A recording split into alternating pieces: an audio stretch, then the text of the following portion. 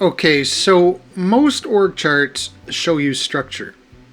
They don't show you the leader who keeps reopening settled decisions because letting go feels like losing control. They don't show you the executive who avoids the hard conversation until the cost of avoiding it exceeds the cost of having it. They don't show you the hesitation dressed up as due diligence, the consensus seeking that's really conflict avoidance, the need for one more review cycle that's really fear of being wrong.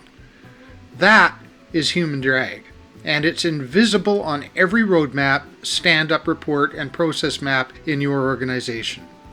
It doesn't show up as a bottleneck, it shows up as a decision that never quite closes, a conversation that keeps getting deferred, a leader who's technically accountable but never quite commits. The cost isn't always visible either. It shows up slowly, less candor in the room, less courage in the decisions, less ownership in the follow-through. Human drag is the hardest type to diagnose because it looks like thoughtfulness. It looks like rigor. Sometimes it even looks like good leadership. But the pattern is consistent. Somewhere between the decision and the action, something quietly pulls back. That pull has a source. It's worth finding. Of the 4 drag types, human drag is the hardest to fix. Not because it's rare, but because it's invisible. It doesn't show up in a process map. It won't appear on an org chart or surface in a status report.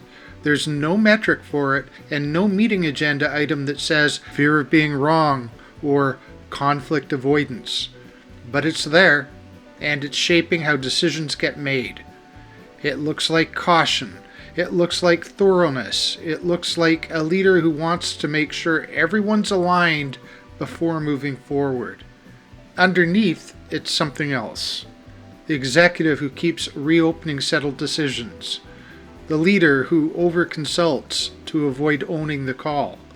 The team that runs more analysis when the real issue is no one wants to be wrong. Leaders are trained to fix systems and processes. Nobody trained them to diagnose the human patterns underneath. So human drag accumulates quietly. It gets misread as a communication problem, a capability gap, or a process failure. Interventions get aimed at the wrong target, and the drag stays.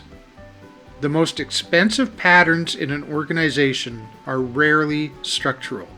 They're the ones nobody wants to name. And if one important priority keeps resurfacing in your leadership meetings, don't just ask why people aren't executing. Ask what decision, ownership, authority, trade-off, or reopening rule was never fully closed. Start with the Hidden Drag Diagnostic.